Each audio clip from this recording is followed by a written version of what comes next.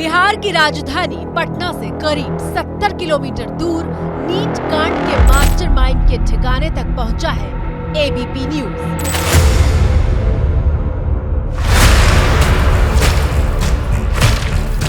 ABP news NEET paper leak के Nalanda module का पर्दाफाश करने जा रहा है।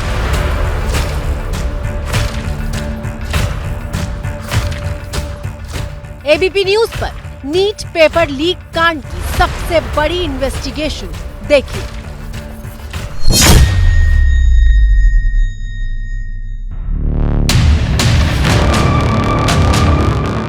नालंदा के नगर नौसा गांव की इन सकरी गलियों से होते हुए नीट पेपर लीक के मास्टरमाइंड का घर का रास्ता जाता है।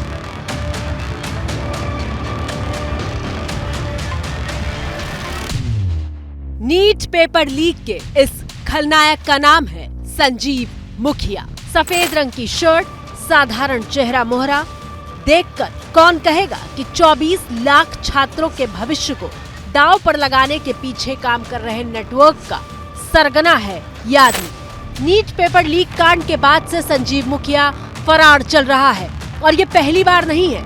संजीव मुखिया का नाम पिछले 20 सालों में कई बार अलग अलग प्रतियोगी परीक्षाओं के पेपर लीक मामले में आ चुका है।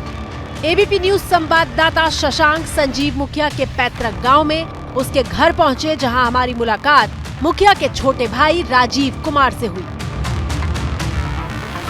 तो तुम न्यूज में आते ही रहता है कि फरार चल रहे हैं, लेकिन हमको कहाँ नहीं पता है कहाँ है, ये कैसे कह सकते हैं। तो पेपर वाला में बहुत कुछ लिख रहता है, वो हम नहीं बता सकते क्या है नहीं है। उनसे हमको बातचीत नहीं होता है, क्या कि जब से बंटवारा हुआ है उससे उतना कोई मतलब है नहीं उनसे हमको। संजीव मुखिया की पत्नी है ममता, जो है कि मुखिया रही हैं, लोजपा से लोकसभा चुनाव लड़ी थी ना। हाँ, तो वो कहाँ है? वो पटना में कहीं पे रहती हैं। आप लोग से बातचीत नहीं होती है? नहीं होती है। उनका बेटा शिव डॉक्टर है? हाँ है। अच्छा, और परिवार में कितने लोग डॉक्टर हैं? परिवार में वही एगो डॉक्टर है। यहाँ हमें पता चला कि संजीव मुखिया का बेटा शिव है, जो कि डॉक्टर है, और एक दूसरे पेपर लीक मामले में उसे गिरफ्तार किया जा चुका है। भाई से बात करने के बाद एबीपी न्यूज की टीम संजीव मुखिया के उस घर तक पहुंची जो कच्चा मकान है और उस पर ताला लटका है।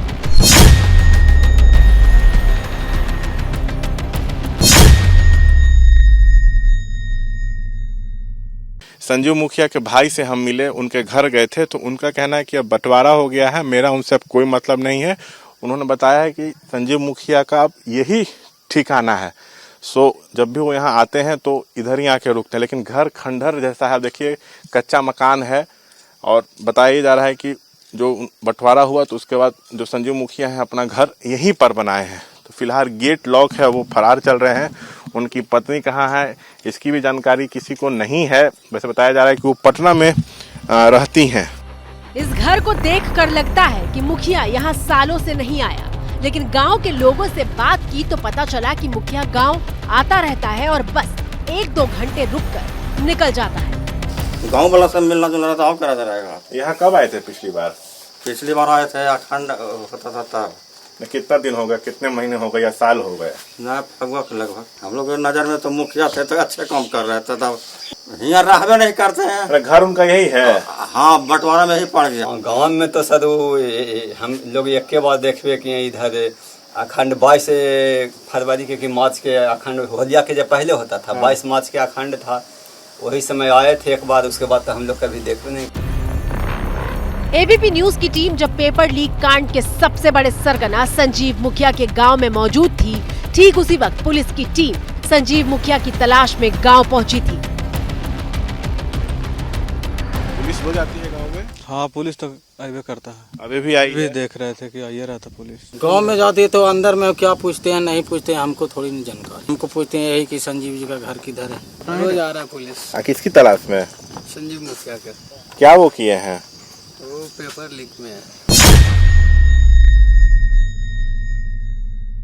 संजीव मुखिया करीब 20 साल से इस धंधे में है।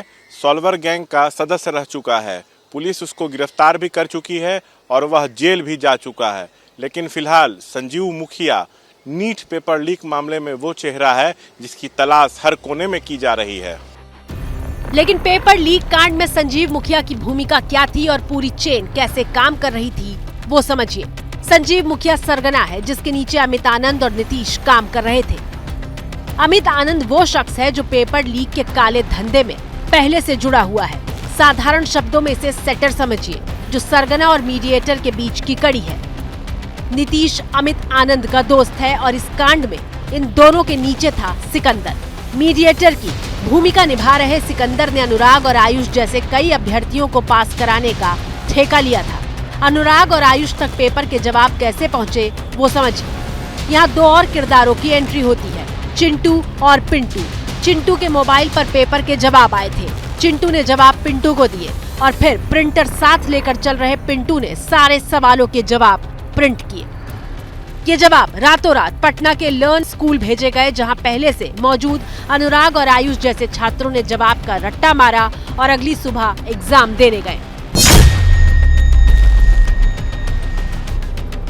आयुष नाम के अभ्यर्थी को गिरफ्तार किया गया था। उसने पूछताछ में ये दावा किया कि 5 मई को नीट की परीक्षा थी, लेकिन उसके ठीक एक दिन पहले उसको और करीब 20-22 अभ्यर्थियों को प्रश्न पत्र दिया गया था। उन लोग को रात भर यहीं रखा गया था और उत्तर भी उन लोग को यहाँ पर रात भर रहकर रटवाया गया था। आयुष ने कहा कि उसके साथ करीब 20-22 अभ्यर्थी रात भर यहीं पर थे 4 मई को, और प्रश्न पत्र उनके पास था, उत्तर था, वो लोग रात भर उसको रटे, उसके बाद परीक्षा देने गए थे। उसने पूछताछ में ये कहा है कि जब वो लोग परीक्षा देने गए तो उन्होंने देखा कि उन लोगों को बिल्कुल वही प्रश्न पत्र मिला है जो एक दिन पहले उन लोगों को रटवाया गया था।